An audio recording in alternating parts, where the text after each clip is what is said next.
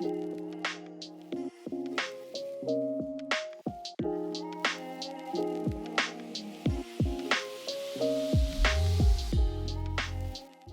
everyone, my name is Tamica, and I just want to say thank you so much for being part of the first ever Brown Sugar podcast episode. Here at Brown Sugar, we aim to highlight Black Sapphics and other queer women of color. Every week, we will highlight a different Sapphic and talk more about how their identity intersects with their work, passions, and/or experiences. As I said before, this is our very first episode, so with that, expect some first episode technical troubles. There are some moments I'm a little echoey. The microphone I bought, I did not realize it had an echo button. I didn't realize it was also turned all the way up. And I only realized this after filming 2 episodes. So bear with me the first 2 episodes, and then the quality will get way better. There's also some dog barking, but it's only for a little bit. Now that I got that out the way, I want to welcome our very first guest. Racha Tahani Lawler Queen is a fourth-generation midwife who recently opened Central Virginia's first Black-owned midwifery. Racha is not only a certified professional midwife, she's also a licensed midwife in California and Virginia, a certified and registered Sangoma, beekeeper, farmer, and occasional textile artist. Her midwifery, Gather Grounded Midwifery, is committed to maintaining the traditional care of the Black midwife Racha descends from. She does this while also prioritizing the health and healing of Black, Brown, Indigenous, LGBTQIA two-spirit birthing communities. Racha, thank you for coming on. So, how was your holiday season? So it has been very busy with work. As a midwife, I am usually off call a few days or sometimes weeks per month. And I was very fortunate in over the holidays, I was able to spend most of the time with my family, with community, and I only had to be present for one birth. I was only called to one birth, I should say. And if you don't mind me asking, how was that birth? So it was very fast. It was unexpected. A family from outside of the area actually called me in labor, and they came to the birth cottage with their records and all their documentation, and they were like, "Can we pay you to be our midwife? We're in labor right now." And so I was able to support them, attend their birth, and support them in their postpartum. Do you often get these rather last minute calls?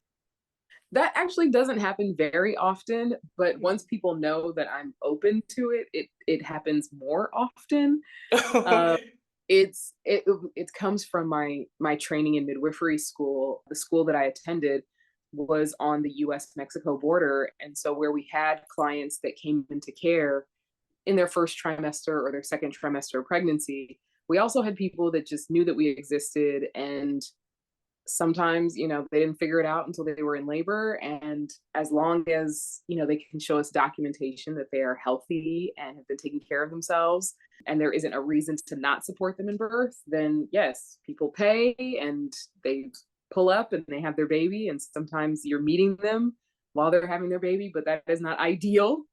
The foundation of midwifery care is a intimate professional relationship that's built over many weeks, many months. Prenatal visits with midwives are usually an hour, and it's during that time we're really getting to know each other really well, so that by the time folks are ready to give birth, they know me, they feel comfortable in the space, they feel comfortable with me, and that just supports them in having a better birth outcome. Yeah. Whenever I just hear more about people who midwife, people who even doula, I'm like, I can't imagine a more intentional job to have. Like, you have to be so intentional because you are literally this person's almost first advocate, almost about their partner, I'm sure at times. Like, you are their mind. So I did want to ask, so for those who may be unaware, could you explain to listeners what exactly is a midwife and what they do? Yes. So I am a traditional midwife, which means that I was trained through an apprentice model and that I have midwifery skills that were passed down to me from family members who were midwives. And I have been intentional in learning from Black and Indigenous midwives throughout my career so that my foundation of midwifery is very, very Black, very centered in African and Southern Black practices, not just midwifery, but healthcare. And I'm also credentialed and licensed to practice midwifery so that I can take care of more families and do so in a way that is regulated by the government, unfortunately. But if you want to drive a car, you have to get a license. So I have a license, and what that means in the state of Virginia is that families can hire me for prenatal care, for reproductive health care, for wellness visits, STD, STI testing, conversations about fertility, about preconception planning.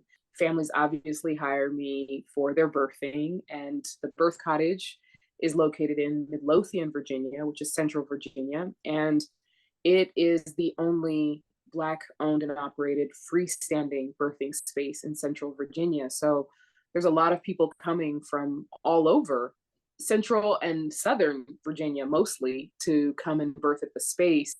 And we also provide postpartum care, breastfeeding, chest feeding, lactation support. And we support those through loss as well, whether it is someone choosing to not be a parent or someone who loses a pregnancy that was very much wanted. We support the full spectrum of the reproductive plane, so to speak. Midwives are licensed under the same board as doctors in Virginia and in a lot of states. And it's because we're not nurses. Traditional licensed midwives, we've gone through midwifery training and education outside of the medical system and outside of the hospital. And so we're not nurses. So oftentimes we are legislated similarly to doctors. And so that means that families can hire us and never see a doctor if they don't want to. They can hire a midwife and say, I only want to see my midwife unless there's, something that's outside of midwifery scope, outside of midwifery legal ability to care for you, or just with regards to what we're allowed to care, how we're allowed to care for you. I work very hard to make sure that all of my referrals for my clients are Black practitioners, which means that some of my clients will go their whole entire pregnancy without ever seeing a doctor or a clinician that isn't Black. And we know that when that happens for families, they have much better pregnancies, much better birth outcomes, because they feel supported and seen in what it is that they do. And so that is a little bit of what a traditional midwife, a licensed midwife does. When you mentioned that you have a lot of capabilities a doctor has, and like prenatal care and all that stuff, what are some of the limitations you have? That's a great question. So when I say that we are, likened to doctors, I would say only in the out of hospital low risk setting. So Mhm. meaning when you sign into care, when you decide to hire a doctor for your pregnancy, you will be seen by a lot of people before you even see the doctor. You will see a nurse, you might see a medical assistant, there might be someone who takes your blood, someone who takes a urine sample, and then eventually you see the doctor. And maybe the doctor spends 5, 10 minutes with you, and that may or may not involve an ultrasound, and then they leave the room and you don't see them again until your next appointment. And in midwifery care, your midwife is the only person you see. There isn't a medical assistant, there isn't a nurse. You come in the door, there's no waiting room, you sit with your midwife, and your appointment is going to be anywhere from 30 minutes to an hour. And we're talking about all of the things that impact your pregnancy, not just the diagnostic. Yes, we can check your urine. We actually teach all of our clients to check their own urine so they know what's going on with their body. I teach all of my clients how to check their own iron levels, their own finger pokes, so that they can be like, yep, your girl's anemic. I need to eat some more beans and rice, or I'm doing great. We're talking about the stressors in their lives, the things that impact their ability to carry a pregnancy full term. And so, in some ways, very similar to the doctor's office, and in other ways, vastly different. Midwives can take care of those that are low risk. So, meaning healthy, taking care of themselves, eating well, drinking plenty of water, moving their body on a regular basis, not sitting very often, and having a desire to want to be really involved in how they are cared for and how they care for themselves during their pregnancy or during their reproductive health years. In midwifery care, you're always going to be affirmed of what you know, and the things that you don't know, it's to teach you so that you know and you can advocate for yourself when you are outside of midwifery settings.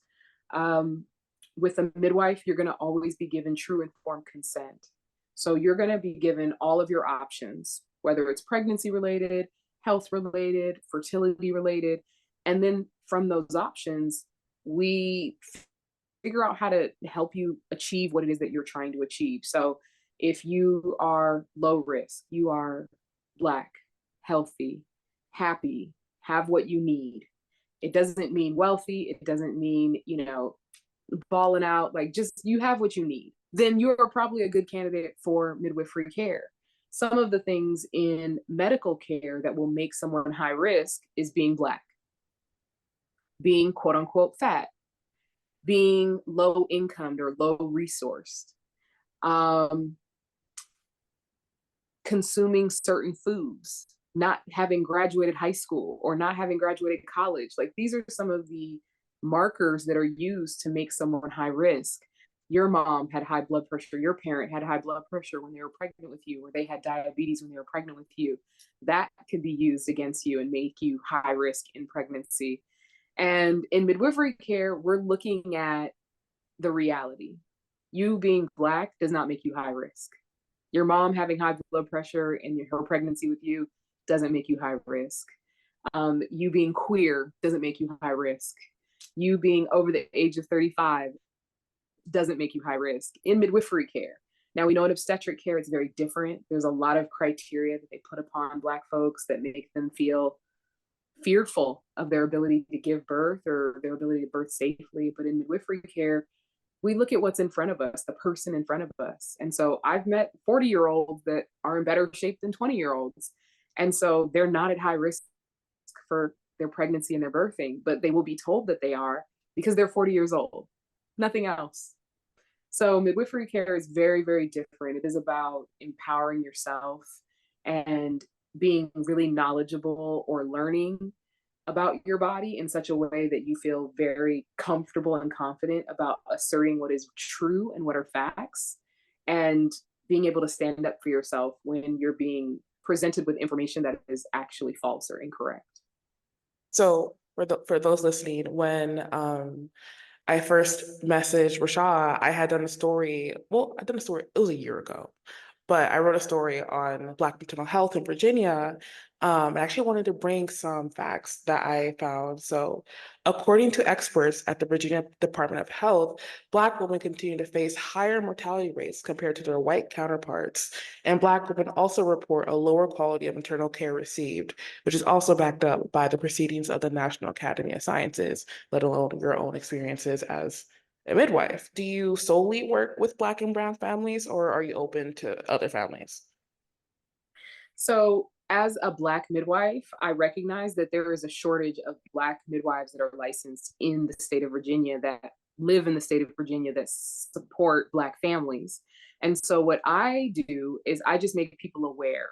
I make them aware that if they're white presenting, that they have probably anywhere from 5 to 20 different midwifery options for them and for their family, and keeping them safe and meeting their needs, whereas Black families will have one or two.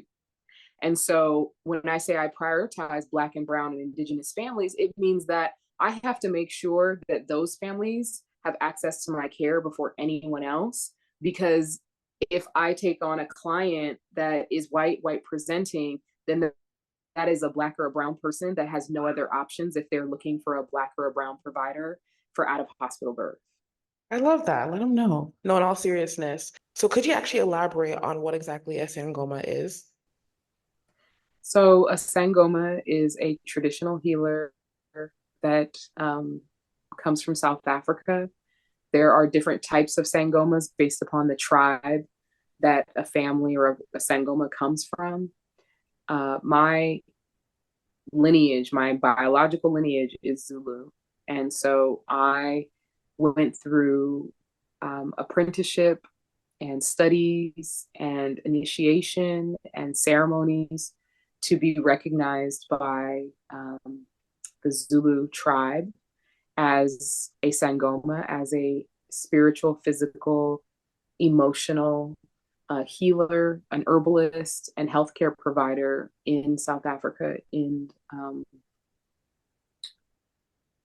I'm trying to, my brain is blanking on me right now. I don't know why the words won't come, but I recognized there by the state, by the country. And for me, that was really important because when we think about the healing modalities of Black folks in the South, we don't have a lot of documentation on it other than, the anthropology of white people. There's not a lot of documentation by Black people of Black healing modalities in the South.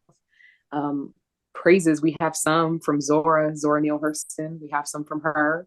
We have some from others that took the time to write down or scribe or, have someone write it down with their voice, how we took care of ourselves while we were enslaved, once we were free, and then during segregation and during Jim Crow. We have some documentation of that.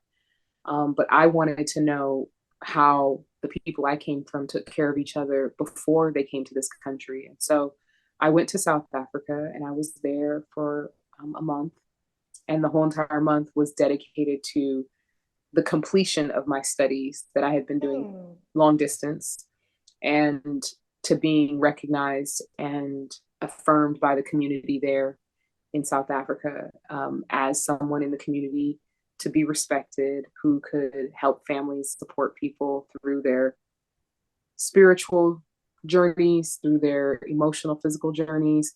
But because I'm a midwife, I was given the title of a Sangoma that is specific to someone who supports and protects and guides birth and pregnancy and loss, and an herbalist that does those things as well. I support people in their pregnancies and their reproductive health, helping them to get pregnant, stay pregnant, and those that experience loss to help them heal physically from it in ways that are natural, but also be held and supported through it spiritually and mentally. It is a way of being, it is a way of existing.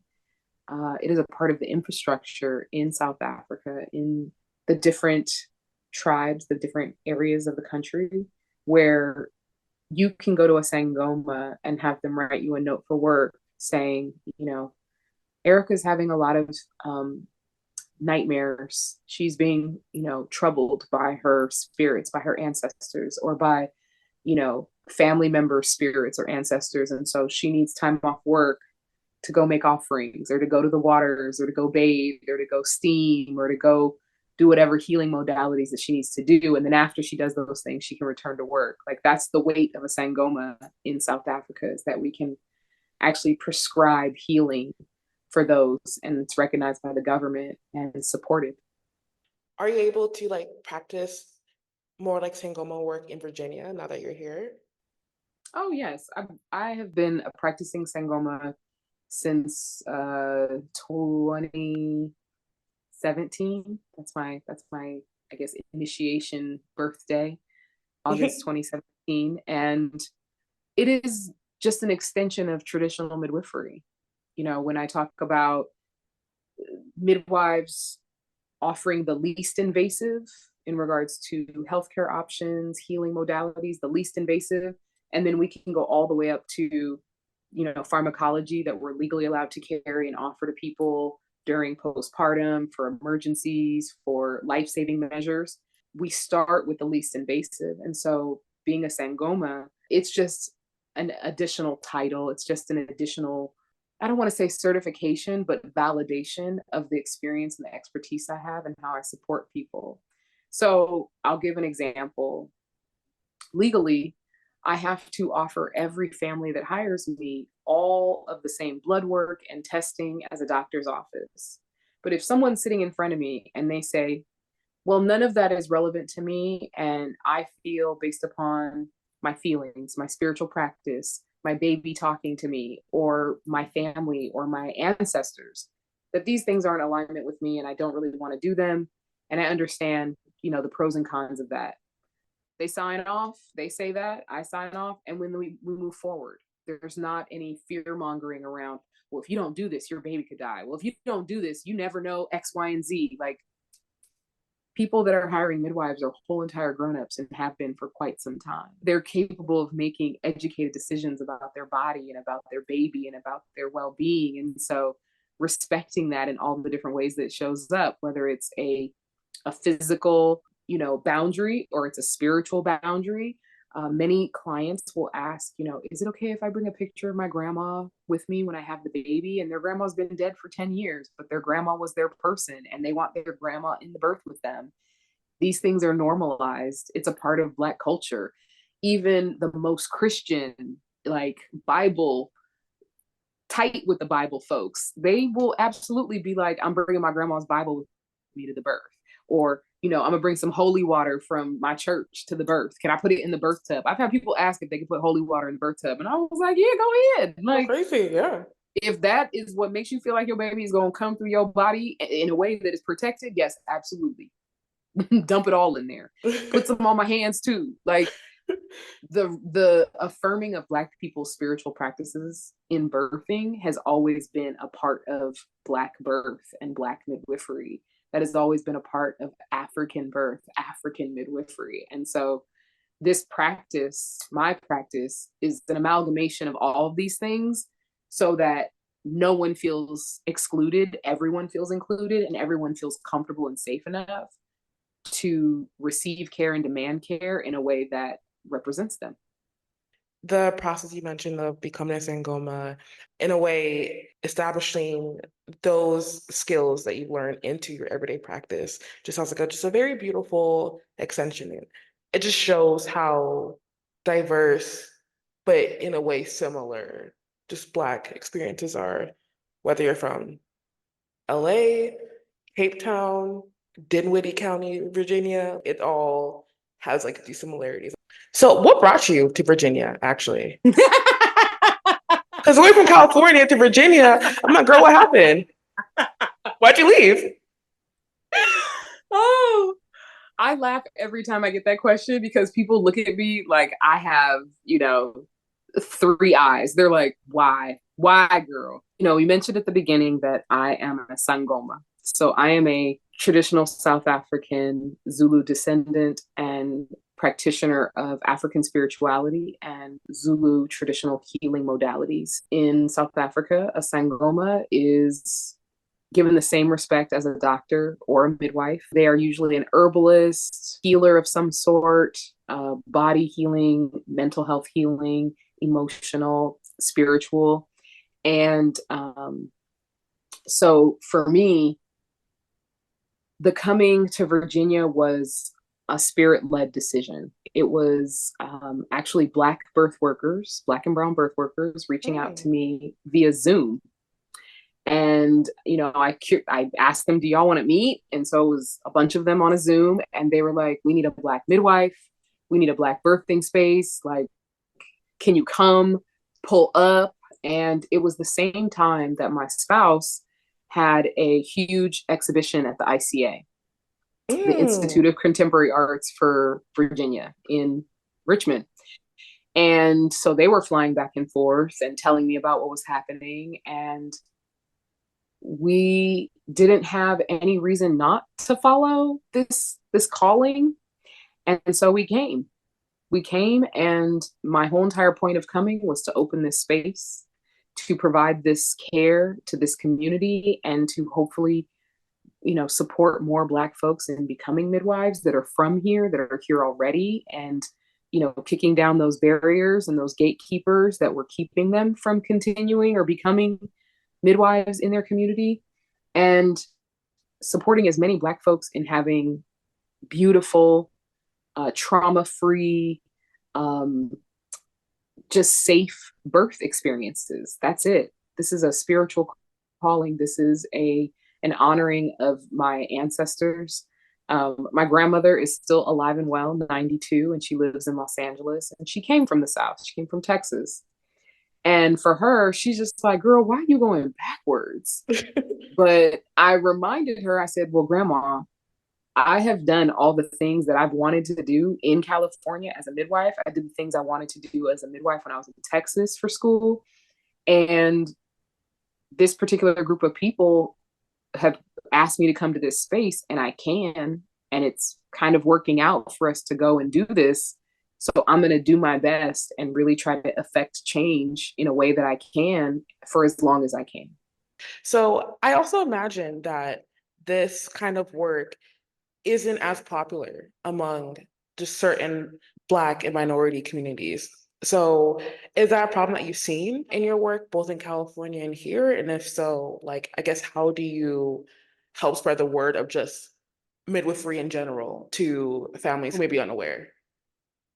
Well, participating in, podcasts like yours, supporting, Black, femme, queer, trans, two spirit community when they want to speak to me directly about what midwifery care is. I try very hard not to decline any opportunities to educate the community about midwifery. For Black folks, out of hospital birth can sometimes be touchy, especially if we speak to our grandparents or great grandparents about it. And it's because for many of them, that memory is one that isn't joyful. It wasn't by choice. It wasn't birthing at home because it was better, because it was safer. It was birthing at home because Black people weren't allowed in the hospitals. It was birthing at home because Black people were poor, and that was the only option. But what I always remind folks when they bring that up is that for many, many, many years, for all times in the US, Black midwives kept communities safe, kept communities safer than the hospitals. And we see actually historically that when Black midwives were forced to stop practicing in Black communities, and when they were essentially made illegal, like told, if you continue to do this work, you are breaking the law, that we saw the beginning of the Black maternal health crisis. We saw the beginning of horrible birth statistics for Black and Brown and Indigenous people, and they were going into hospitals. And so when I remind people of that, they're kind of like, oh, yeah, oh, yeah. And it's the same conversation we have around chest feeding, breastfeeding. In some Black families, it's very much looked down on. It's like, well, what, you don't have enough money for formula? Like, poor people breastfeed. And it's only been in recent years that in some Black communities and some Black households, that breastfeeding has been celebrated and supported. Oh, grandma breastfed all 10 of her kids, and she breastfed them till they was 2. And then in other families, you get the, breastfeed for a little while, but once they have teeth, you gotta get them off. We have all of these historical wounds as a community that sometimes create barriers in families now. We have a lot of traumas and hurt around these things that weren't put upon us, that are just a product of racism. And so I work really hard to educate families about that. The majority of my clients are choosing out of hospital birth because they're aware. They're reading the stories about what's happening to Black people. They're watching their own family members or community members have poor outcomes, have bad experiences. Maybe they're fine and their baby's fine, but they were traumatized in their pregnancy or traumatized in their birthing. And so they're looking for something else. I go with my families if they need to go to the hospital. Right now, my transfer rate, the number of families that I have birth in the hospital every year, is less than 3%. And that's because, they're staying healthy, and we're doing everything in our power to continue to be healthy up into the birthing. And that if we do have to go to the hospital, it's because we've done everything possible to not have to be in the hospital. So then we probably really need to be there if we're going in. And because my families are choosing to birth outside the hospital because of issues with the hospital or fear or distrust, I go with them. And so I stay with my families until 2 hours postpartum, so that nothing is going to happen in the hospital with me present that we are not documenting, that we are not making sure is fully upheld, that they're respected, and that they are treated with dignity the entire time. Black midwives, we hold the extra burden of having to know the law with regards to reproductive justice, reproductive rights, birthing people's rights. We have to know the law with regards to, hospital policies versus what is the actual law. But the majority of my clients, they birth outside the hospital. They have the birth experience that they really wanted. It's a lifestyle. It's not something you can just buy. It's something that is a continuation of how you already live your life. I call it the gateway to how you're going to raise your baby, how you're going to raise your family, how you're going to raise your children. No, I love that. And you actually just touched on something I was really interested in. So I know it can be extremely nerve-wracking for birthers to go to the hospital, especially if it wasn't in their original plan. So, do you have some sort of like action plan for you and your client in the case in which a medical professional is not tending to the needs of the birther in the way that they should? So in those 1 hour appointments, we're also preparing for the birth, and we've already sussed out by the time we're in the second trimester, we've already created the game plan for if we have to go to the hospital and what that's going to look like. So if it's an emergency with an ambulance, then I'm in the ambulance with the birthing person and I'm with them until their baby is out and they feel safe. If their baby's already been born and we're having a post-birth emergency, I'm with them until they feel safe. If it is a non-emergency, it's just someone who wants an epidural, wants pain relief. Like it's harder than they thought it was going to be, and they want to go in and get pain relief. I'm going with them. We're going in the car. We're driving over, and I'm letting the hospital know ahead of time that we're coming, so they're not surprised. They have everything that they need to be ready for us by the time we get there. And we walk in, and I stay, and they are made fully aware of who I am and what my position is while I'm there. I don't work for the hospital, so I don't have any authority, but as a licensed midwife, I am a witness to anything that happens in their birth. And I am documenting anything that's happening in their birth. And if at any point something comes up that is against their wishes or is just blatantly disrespectful or is putting the client or their baby in harm's way, then that's when I have to say something. I have to speak up and I have to make people aware of, what it is that they're doing and finding out what are our options moving forward. If that means a different nurse, a different doctor. I have had to leave in the middle of emergencies with a family out of a hospital that was Oh, treating us wow. badly to go to a different hospital. So it's like, if you're not going to take good care of us and if you're not going to keep us safe, we're not going to stay here and let you. And like the times that, the little times that you do go to the hospital, I guess how often are you and the birther put in a situation where you have to like do some like really intense advocating in order to, preserve the health of the birther? Like how often do you see that? Well, so it's different here in Virginia. California is, as liberal as people want to assume it is. But I will say, with regards to out of hospital birth in certain parts of California, it's extraordinary liberal, meaning the hospital's excited to see us. They're happy to see us. They want Black families to feel safe. They want them to have a good birth. And so they're kind of like extra on their P's and Q's. And what I have experienced thus far in my area, in the Midlothian RVA area, is one hospital that was very hospitable. They reached out, they want to create a game plan so that if I have to take families there, they feel safe and they feel respected. And that's huge.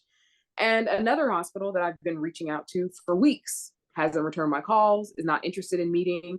And they have been very clear with the community and me that they are not supportive of anything that isn't what they're doing.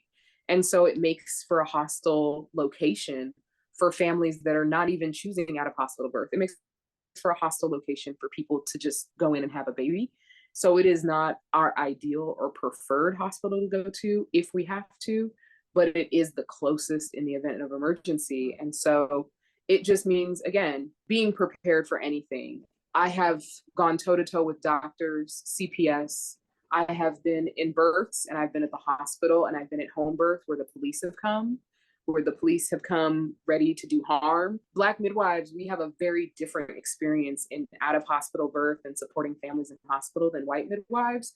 And what I like to tell people is, a Black midwife practicing midwifery licensed is no different than a Black person that's licensed driving down the street. We know that if we get pulled over or if we have an interaction with a police officer, it doesn't even matter if we're licensed or we have the right correct paperwork. We could still be treated very harshly and almost, in a life-threatening type of way. And so as a Black midwife that centers Black people, and I like to say I'm a rider. I don't like for people to question whether or not I am down, because I have been doing this work for over 20 years and have always made sure that Black people's voices are the loudest in the room, because so often we are ignored. So often we are made to feel that we don't have a voice and that we don't have options. And so when we go into these hostile locations, if we go into hostile situations, I'm prepared to do all the things as nicely as possible until people give me a reason to otherwise. And if a client says, I don't want to be here anymore, this place doesn't feel safe, I am absolutely the provider that will support them in choosing to go elsewhere. But what I also encourage people to do is to document, yes, I'm signing out against medical advice, but I'm also signing out due to racism. I'm experiencing direct racism from the staff, and I feel that my life is in jeopardy due to racism, and making sure it's documented in the chart as we walk ourselves on out to the next hospital, if that's necessary. I mean, you've been a midwife for years, so you're true to this. Like, you know what to do. And, just hearing it, like, I could even imagine being in that position because I've had moments myself where I'm at the doctor and I'm having to like advocate for myself, especially with like Mhm. reproductive issues where I'm just like, no, here's what's happening. I'm telling you the truth, and Mhm. constantly being told otherwise as if they've lived in my body the past however many years. Mhm. So I love seeing more efforts and just different ways people are able to help other Black people in these situations because it's stressful is an understatement. It can be it could be fatal. Absolutely. So kind of peeling it back and going to the more ideal situations when your client is giving birth. Okay, for those who don't know, I plan to go to Rashad's birthing cottage, but Virginia wanted to be rainy and snowy and ugly. So that hasn't happened, but I'm hoping to go in the future. So Rashad, just explain to me and listeners, can you like take us through the birthing cottage? From what I've seen, every room seems to be created with just high levels of intention. So yeah, just take me through the birthing cottage. The birthing cottage. Thank you so much for saying that and for inviting me to share that with your listeners. So, Gather Grounded Midwifery is a model of traditional midwifery that is fighting to maintain and uphold the practices of the grand midwives, of the African midwives that we all descend from, while still, fulfilling the legal requirements that are demanded and a part of midwifery. We hear all the time, decolonize this and decolonize that, and we need to Sankofa, return back and get it, return back from where we came from and reclaim what is ours. And that's what this space is. That's what this practice is. It is a visual, physical representation of traditional Black midwifery of this country and the African diaspora. And so I work with traditional birth attendants, and they are basically community midwives that are working towards licensure. People would probably just say, oh, that's a midwifery student, but that is not our model of teaching. That's not our way of educating as Black people. And so they are the traditional birth attendants. They have experience supporting families out of the hospital. They have experience supporting families in the hospital.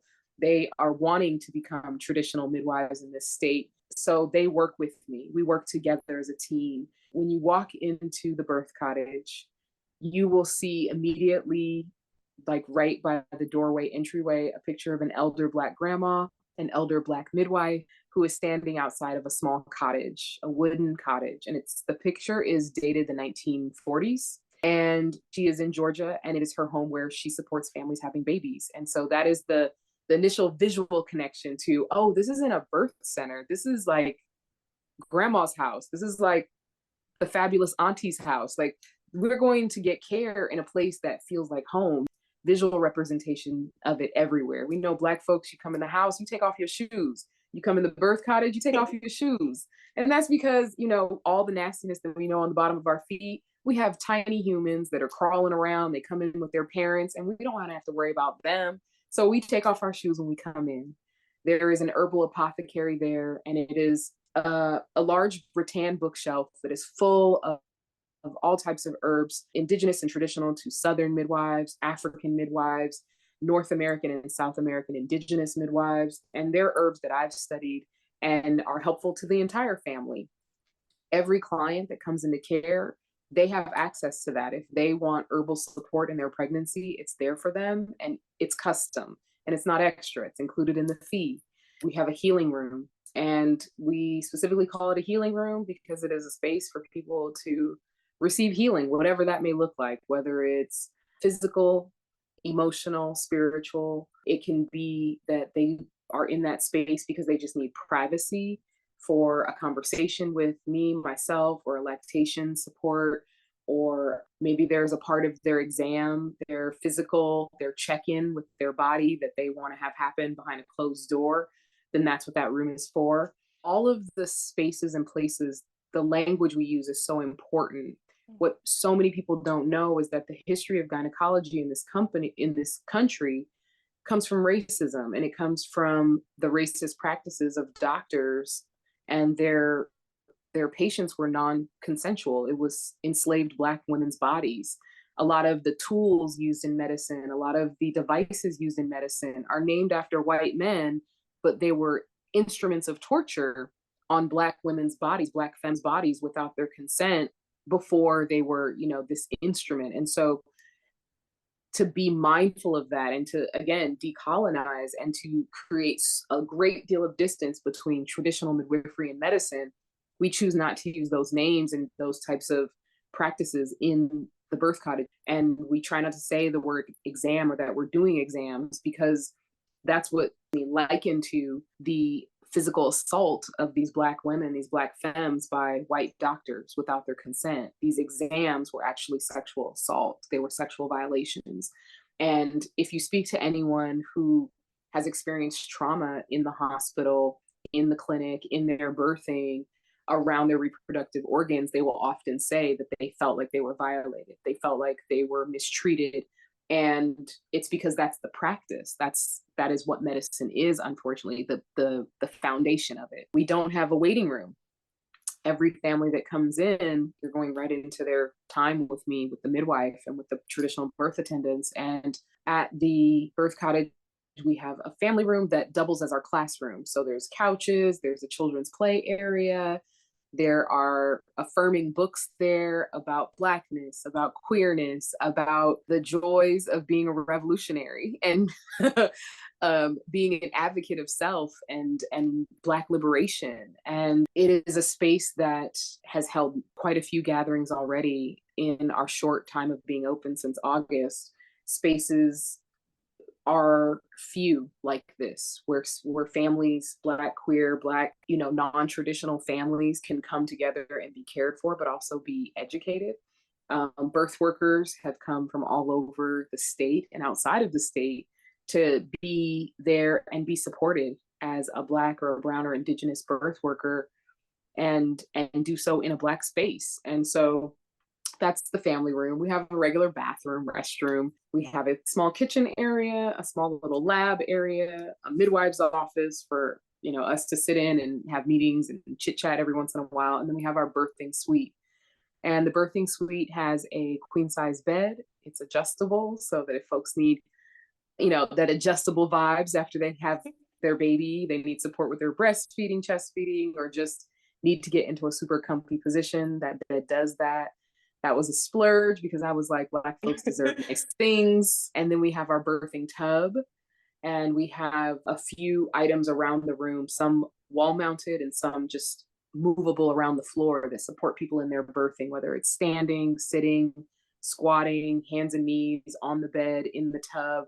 The space can comfortably accommodate up to 10 people. So far, most of my clients have wanted to birth in relative privacy. It's a sacred moment, and you can't run it back. You can't be like, oh, wait, let's do it over. And what I try to remind people is that this is your baby's first breath. Like, they just got here. Like, you just brought a human being to this earth, to this planet. And so we're going to do everything in our power not to interfere, not to mess that up, not to center ourselves, but to continue to make the birthing person the most powerful person in the room, for them to feel that way, even down to, body language in the hospital. If you see pictures or even videos of birth, everyone is standing over the person birthing. And if you have ever fainted, passed out, or just kind of embarrassed yourself with a few drinks too many in front of friends, if you look up and there's 10 people standing over you, it doesn't make you feel better. It Oh, makes it's you feel worse. worse. So much worse. Yeah. It makes you feel worse. And so, in the birthing cottage, no one is ever standing taller than the birthing person, which some people are like, okay, queen vibes, like no one taller than the queen. And I'm like, yes, absolutely. Because what for? What for? There is nothing that we need to do as midwives or as care providers that requires us to be standing over people. And so, even down to how we carry our bodies and how we engage with birthing families, we're very, very, very mindful and aware. And all of these things put together, the space, the way that people are treated, the people that are supporting them in their birthing, all of these things attribute to a better experience and a better outcome. I can't wait to see it because I really do want to see it and like just look at it because I just love everything about it, especially like the adjustable bed because people don't think about that. I feel so. I think that was like a really like nice touch. So good on you for doing that little splurge. So actually, I did want to bring this up. I saw that you centered Southern African American traditions within your practice. So what are some of the practices that come from those cultures that some may not come across if they were to go to like a different midwifery? First off, most midwives, all midwives, when we go to school, we're only taught the midwifery of white women. We're only taught basically a version of midwifery that somewhat kind of models the medical model of providing care, and then there's just this aspect of it that is midwifery that has been adopted and regulated by white midwives for decades now. As a Black midwifery student, I had to seek out the education. I had to seek out the stories. I had to go and sit with my grandmother and ask her to tell me again the things that her grandma used to do at births and her great grandma used to do at births and things she used to do at births. Where some schools are getting better and making sure to have, oh, I don't know, a quarter, a semester, a class about Black midwives and our impact on midwifery. And other folks, they will graduate from their program and not know anything about the history and the culture of Black midwives. A lot of Black folks, they remember being little and their grandmas putting like molasses on their oatmeal or molasses on their grits and being like, I don't know why she did that. That was nasty. I didn't like it. And in midwifery, we know that's to keep you from being anemic. That is an all natural, Mm. iron rich source to help raise and elevate your iron levels, but without causing constipation. And so that is a way that we support pregnant people with low iron levels. We're not telling them to run out and start IV iron treatments. We're not telling them to do iron injections, but it's like, what small things can we change in your diet that maybe you're even familiar with that can help you with some of the discomforts of pregnancy? My grandmother used to say that her grandma would tell all of the folks that she was taking care of, make sure you carry a piece of chicken in your apron. And it was because most often Black women, Black femmes, Black pregnant folks were having to continue to work really hard throughout their pregnancies. They didn't get to rest. They didn't get to kick their feet up and just be pregnant. They had to go to their jobs and work. And what we have found is if you consume a little bit of protein every couple of hours throughout the day during your pregnancy, you don't have nausea, you don't have vomiting. The reason why you have nausea and vomiting is because the little person inside of you is burning up all your calories faster than you can put them in. But if you're just having a little bite of protein every couple of hours, then you don't have the nausea. You're getting the energy that you need to do the thing that you need to do without passing out, without, becoming anemic. And so little things like that are a part of Black history and Black tradition in just caring for ourselves. Keeping stress level low in this day and age is paramount, is imperative in carrying a baby to full term. And I have only had two babies in all of my 20 years that were born prematurely. And one of them, it was directly related to the stress that she was experiencing in her workplace. And we documented it during her midwifery care so that she could get off work early. And she ended up having to sue that company because they caused so much stress that she went into premature labor because of the Wow. stress that they were putting on her in her pregnancy. And so things like that, Black people, we have to think about that in a way that white people don't. The level of stress that we operate on under on a regular basis is not the same as our white counterparts. And so then when we become pregnant, we're under far more stress than a pregnant person that's white.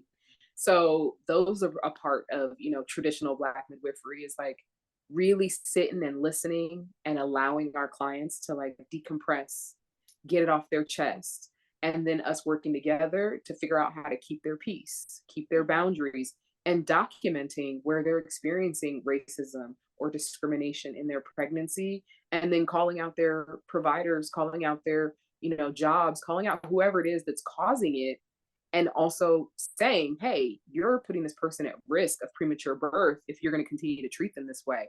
And this is your documentation that, we're keeping notes on it. You're not just going to do this and we're not going to, bring it to your attention. And for some families, that's all they need to then have a much more supportive experience in their workplace, where a white midwife would never, they just wouldn't even think of that. As we talk about a lot of the families you've worked with, I'm very curious to see what midwifery looks like with the Black queer families you work with. So that's the most interesting part. It's not, but like all of it's interesting. But I'm like, I want to hear about this. So with Black queer families, it's the same. Like, midwifery is about individualized care. So you could come in, with a throuple. You could come in, your family is made up of three. And there is a primary person, and there's a person that is pregnant, and then there's a supportive person, or however everyone identifies. Yeah. Midwifery is about supporting the person in front of us. And so that throuple isn't going to get the same midwifery care as someone who's coming in as a single person and having a baby. Like, we really provide care based upon who's sitting in front of us. And midwives for always have supported the queer community. Maybe not all midwives, but the majority of midwives did, because we were dealing with those that were already having the hardest time in the community, i.e. Black families. Then you throw on their queer or not presenting in the way that people think that they should. Well, if they're having a baby, they still need care. And oftentimes it was midwives that they went to when it was quote unquote illegal to be trans, illegal to be queer, illegal to be a lesbian, illegal to be in a same-sex, same-gendered partnership. Those folks were still having babies. And if they weren't going to the hospital, who were they calling? They were calling midwives. And midwives would come to the house and support them, and they would have their babies, and they would go along their merry lives. And so those are the midwives that I come from. I have always supported the queer community, even before I even truly stepped into my full queerness. And it was because I knew that we were all having to traverse this medical system, and that being queer was just another additional issue and barrier and hardship. And to be misgendered in your pregnancy is not okay. To have your partners or your partner misgendered in pregnancy or in their support of you is disrespectful. And I will remember the first family I ever supported that was queer. They came in with their community. They came in 5 deep. And it was because, and I get it. They came in 5 deep because it was like, this is our person and they're pregnant and we want to make sure that you're safe. And like within 3 minutes, they were like, oh, okay, you're safe. And I was just like, yeah, where were y'all think he was going? And, we went on to have a beautiful experience as midwife and family. And them coming in that 5 deep, some providers would be intimidated. They would think, oh, well, what's this? Or be put on defense. And I'm the opposite. I'm like, well, what's everybody's names? Hey. And what's everybody's jobs? Who's the aunties? Who's the uncles? Who's the nibblings? Like, who's who? And making sure that all of those people feel educated and well-informed in their person's decision to choose midwifery care. Because the other thing is that this doesn't work if the pregnant person and all the people they bring with them don't feel safe. Yeah. What that also means is that then pregnant people have to be very discerning about who they involve and who they allow on their journey, because sometimes the person that is your person non-pregnant can't be your person pregnant. Okay. And so everyone's always uncomfortable when that happens, but sometimes it happens. And I have seen it handled the best in queer communities in pregnancy. So it's like, okay, we have the person who donated our sperm that was just in community. They're not trying to be a parent. They just helped us get pregnant. We have our primary partner. This is who's going to be on the birth certificate. this is going to help me through the birthing process. If halfway through the process, that person is no longer meeting the pregnant person's needs because, queer folks, how we move, Oh folks don't yes. show up, don't act right. We have good boundaries. Yes. We exit quickly. We exit quickly, or we just say, you know what, actually, you are not a good candidate for this journey. We're more mindful, I think, in certain ways. And so I have had the beauty and the privilege of supporting queer families that are incredibly intentional about what it is that they're doing and they're getting pregnant. You don't have a lot of queer oopsie babies. It's usually a lot of work and a lot of effort when queer folks are like, I'm ready to have a baby. And so the choosing a midwife and choosing to be out of the hospital is a continuation of that. How are all the ways I can keep myself safe? How are all the ways I can keep my baby safe? And I will say in midwifery, it's not perfect, but I feel like we definitely do better. We try better. Like my documents are all gender inclusive. You're not going to see a mama. You're not going to see a lady. You're not going to see, anything that she, hers. It's very non-gendered because for all times I've supported people that were like, yeah, I don't want to be a mom. I don't want someone to call me mom. I'm just going to have them call me, Jack, or I'm going to have them call me whatever other name that they come up with. And to put forth all that effort to be very clear and to have your identity honored with midwifery, with your midwife, with your healthcare provider, but then have the documentation be all mama, mama, mama, she, her, pregnant, lady, then it's like kind of confusing. So my documentation even is in alignment with how people want to be treated and how they see themselves. And that is a privilege in midwifery that I think that there are even some doctors and clinics and hospitals and spaces where they want to do that. And maybe they just can't be supported in it by the clinic, hospital, organization that they work under. But for all times that I can remember, queer people have found comfort and safety in midwifery care. So I did see that you are in a queer relationship yourself. Is that correct? I Okay. am married. Okay, married, all Super right. married. You have a child, correct? I have three. I have a 19-year-old, a 16-year-old, and a 12-year-old, and they are from a previous marriage, previous relationship. And when my partner and I married, they were all, well, it was 4 years ago. So 4 years ago, right before the Yeah. pandemic, February 2nd, 2020. So the pandemic was like, we didn't even get to go on our honeymoon. Where did you guys want to go? We had plans to go to Mexico, and we had bought plane tickets and we had paid for our resort and we had paid for, all the nice things because we had saved up. We were super excited. And then COVID happened, and all of the travel insurance all of a sudden miraculously didn't work once COVID happened. It was like, oh, well, not COVID, well, not pandemic. And it's like, isn't this a natural disaster? Isn't this like a world crisis? Like, shouldn't we be getting our money back? We keep saying we will eventually go on a quote unquote real honeymoon, but we did a lot of honeymoon in the house, and we've done a few like quick getaways, a couple hours away, or like short flights, but we're still due our 2 week, 14 days vacation. I hope you guys have that soon. Mexico is very pretty. I was there Yes, for my it is. birthday. It was a time. I know you said you had your kids with the previous marriage. I'm assuming, did you come into your queerness like as you met your current partner, or did you realize that before? No. So I have a very traditional queer experience, and that is I was raised very conservative Christian, and Yeah. queerness wasn't even an issue. It was not an issue. It wasn't even an option. What was your parents' religion? I was a Jehovah's Witness for Oh, 30 wow. for 30 years. I was Jehovah's Witness. Oh, that's deep. Exactly. And so I first was aware of my queerness in midwifery school. I was surrounded by all white girls, save for one Latinx person who identified as Chicana, but all white girls, and they were all in there like super hippie, queer, I sleep with everybody. And I was just kind of like watching it, and it wasn't resonating. I was like, these are not my people, like with regards to queerness. But it was an awareness, like, yes, but not y'all. I don't know why. It just I had the same one. So I hear yeah. you 1,000%. And then in midwifery school, I was blessed, and I say this all the time. I was blessed and fortunate that the majority of my teachers were queer. They Oh. identified as lesbians, political lesbians. They were white women. There was one that was Cubana. She was a Cuban woman. And her partner were trying to get pregnant while I was in midwifery school. So we were learning about insemination.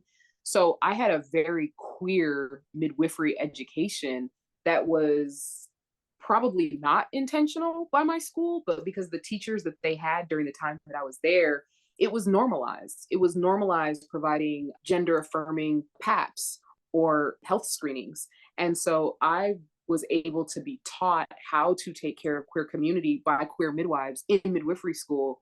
And that, all of those little tiny things were just like, okay, girl, like you feel something, something is there, but we're just whatever. I was very much married. I was very much in the organization, in the religion, in the belief system. Fast forward to us moving to Oakland, the Bay. I call it the Black queer universe. No, I've heard Sorry, I've heard that. I feel like I would have a time in Oakland, but yeah. sorry, rest of the world, but yeah, for me, Oakland was Black queer universe, and it was a beautiful, healthy way to fully step into my queerness. I, as a midwife, identify as a forever student, and so moving to the Bay, even though I was from Los Angeles, from California, it's very different types of Black folks up and down the coast. And so in the Bay Area, that's the home of the Black Panthers. My family was very Black centering. So that felt like home. And then to meet so many queer folks in the community that were educators, revolutionaries, healthcare providers, midwives. And I was just like, oh, my people, I found my people. And so, I was fortunate to learn about not only sex, gender, and identity and queerness in the Bay. I was able to receive probably the best possible education because I took my sex educator workshops in the Bay with Black queer sex educators. I was fortunate enough to sit with community medics that were Black and queer, and they were running the program. And so for me, it was an opportunity to literally be held by a community and be kind of guided through my baby queerness with a very strong community and affirm me in such a way that from that moment on, I just kind of moved how I felt comfortable, moved what in the ways that felt good to me. And something that was shared with me that I continue to hold close is that every day, every breath is an opportunity to get closer to our truest selves. And that experience of living in the Bay and stepping into my queerness, that was like the opening of the floodgates, the opening of the doors. And so every day is like, so how queer we gonna be, girl? Like, how much are we gonna disrupt folks? And that's challenging in Virginia because people are challenged by what they don't understand and by what they can't explain or they can't put their finger on, or they make assumptions just based upon what they see. But I feel very fortunate to be able to meet our communities in this place and space of, yes, y'all, I'm queer. Yes, I'm in a queer marriage. Yes, I support and amplify queer, Black, brown, indigenous voices. But at the end of the day, for me, I know other people don't identify this way, but at the end of the day, I am Black first. So I am going to knuck if you buck for us. And if you queer, it's going to be a little extra. So that's just who Yeah. I am. And my clients know that, and the families I support know that. And some families, I'm for certain that they would prefer to not have a queer midwife, but they want a Black midwife more than that. And they want a Black midwife that is going to have their back. And they know that with me. And so where, some folks, I definitely understand where it can be scary. It can be terrifying to be your true, authentic self in your place of business, in your work, in the ways that you pay your bills. But that is the gift of traditional midwifery, is that I can be my whole entire self, and all of the people that I'm engaging with, we're choosing to work together. So there isn't anybody homophobic hiring me to be their midwife, because that means I would have to be choosing that as well. And that is a gift. I guess when you came into your queerness and also you were in the midst of pursuing this lifelong career, what was like the most profound learning moment for you that being queer gave you the extra insight to really understand Well, you also have to remember, I have 30 years of indoctrination that I am continuing to unlearn. Like, I haven't had 30 years of queerness. So it's like, I always hold the mirror up for people when they're like, I'm trying to get to X, Y, and Z. I'm trying to, step into X, Y, and Z, or I want to embody X, Y, and Z. And then I remind them, how many years were you doing something different? And how many years have you been trying to be who it is that you really are? And it's usually not as many years as, the other. And so for me, it's me affirming and reminding myself every day, like, girl, you are still figuring yourself out. You're still figuring your life out. In the moment that I was just extraordinarily aware of my queerness, it was also me being aware of, oh, if this is how it feels for me, married in a heterosexual marriage in a very conservative Christian religious upbringing type of, religious practice, it is a lot that I am unpacking and unlearning in order to be my authentic self. And that is huge. That is so incredibly difficult. And so to be kind to myself and be kind to every single person that I meet that shares with me, oh, well, I just want you to know that I'm queer, or I'm a lesbian, or I'm trans, or however it is that they identify, being extra tender, because I know that feeling of, what am I married to this man for, Harpo? I know that feeling. I know that feeling of looking over and being like, what am I doing? But then also being in a place, in a space of, well, this is what I have to do now to be safe. This is what I have to do now until I can do something different. This is what I know right now while I'm still figuring all this out. And I think that the crescendo moment for me was still being married to this person, living in the Bay, educating myself, receiving all this beautiful, affirming education that was for me, not even for my clients, but for me. And realizing that there were queer people I know that were in hetero marriages. That's just who the person they fell in love with, that's the person they decided to be with, but like that didn't take away their queerness. That was huge for me, because I was also made to believe by certain people in community that, well, if you're queer, then you can't be married to no dude. Like, well, if you're bi, well, then I guess you're sort of queer. Like, like these caveats. And Yeah. I was just like, nah, I don't co-sign on all that. I co-sign on, like, what is for each person is for each person. And our responsibility as a community, a collective of Black queer specifically, is to hold each other through each of that, because people are going to get where they get to eventually. We can't be mad about where they're at. We can't be mad or frustrated ourselves about where we're at, or what we're experiencing, or what we know, or what we don't know, because we don't know. And, not everybody gets a lovely welcoming into the Black queer community. Folks, not everybody gets Black queer day parties. Not everybody gets, No. not everybody gets, the weekly Black queer link up. Like, that's not everyone's experience. There are those out there that are desperate to, like, be able to embody their full Black queerness, and they live in places and spaces where that's just not possible. And so really taking the time and the effort to pour into each other, pour into ourselves. That's why I wanted to participate in this podcast, because I come what did my friend say? The land of queer chocolate milk and honey, Atlanta, Oakland, San Francisco.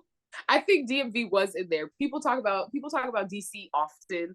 Obviously New York. I mean, obviously. But being in Texas specifically, I remember meeting Black queer folks, and they were whole entire married to other queer folks, whole entire married lesbians, and they're terrified for anyone to know, because the community we lived in was not safe. So it's like, I feel like it's a part of my midwifery and a part of my queerness to always provide a safe landing spot. My spouse and I have what we call Sunday dinners. And so once a month, sometimes twice a month, we'll have a dinner, and it'll be a couple of Black queer folks. And the whole entire purpose is for us to just enjoy a meal together and just hang out, vibe out. Maybe we talk shop, maybe we don't. Maybe we just talk about the food, but it's very low key and very welcoming and warm, and reminiscent of, our parents hosting dinner parties, except this is specifically for Black queer folks. And, you know, we heal over food, we heal over meals and time together. And so we have continued that even here in Virginia. And we're looking forward to doing that in the community come the warmer months, hosting some, you know, backyard day parties for us. I'll be there. The dinners, I won't be there, but I hear you. I didn't realize how Black and queer, like DMV, especially DC, was. And like, I Mm-hmm. mean, I'd be at their day parties sometimes too. So in my group Brown Sugar, we play a little game called Taste the Sugar. It's a typical just question game, but we have a range of levels of spiciness. So it goes sweet, savory, sour, sour to the second power, and bitter. So I want you to choose a category of those five, and I'll pick a question. I'm gonna take sweet. Sweet, okay. A sweet question. Ooh, who was your first queer crush? Ooh, that's a good question. My first queer crush. So the reason why it's taking me so long to think is because there were people that I had crushes on when I was in high school. And it was like, I don't know why I have a crush on this person, but I do. So I'm trying to remember who those people were because that was a long time ago. Let's see. Oh, Lisa Bonet. Oh, I thought she was super fine. Erica Alexander from Living Single, Max. Ooh, Oh, yes. yeah, and she's still fly, still fly. But yeah, that was one I was like, why do I feel warm when I look at her? Did you see her Golden Globes look? Yes, She's it was amazing. stunning, stunning. Multicolored locks and the Ankara ball gown with the corset. Yeah, it was fire. So yeah, Lisa Bonet, Erica Alexander, and I had a thing for the mask presenting folks with the eyeliner. That did it for me.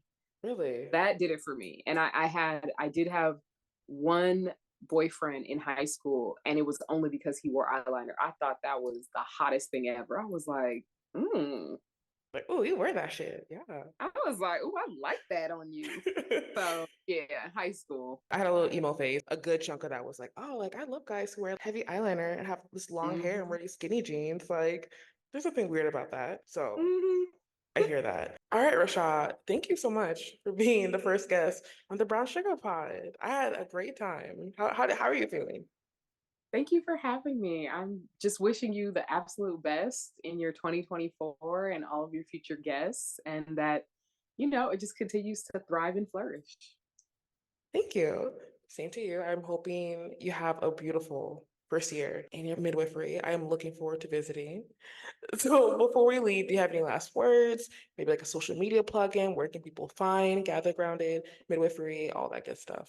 So, Gather Grounded Midwifery can be found online at gathergroundedmidwifery.com. Can be found on Instagram and TikTok as Gather Grounded Midwifery. And we're Googleable. You know, Google's your friend. You can just say Gather Grounded Midwifery into your Google or Alexa or whoever it is that you talk to, and they will tell you how to find me. Awesome. Thank you so much. You're so welcome. Thank you for having me.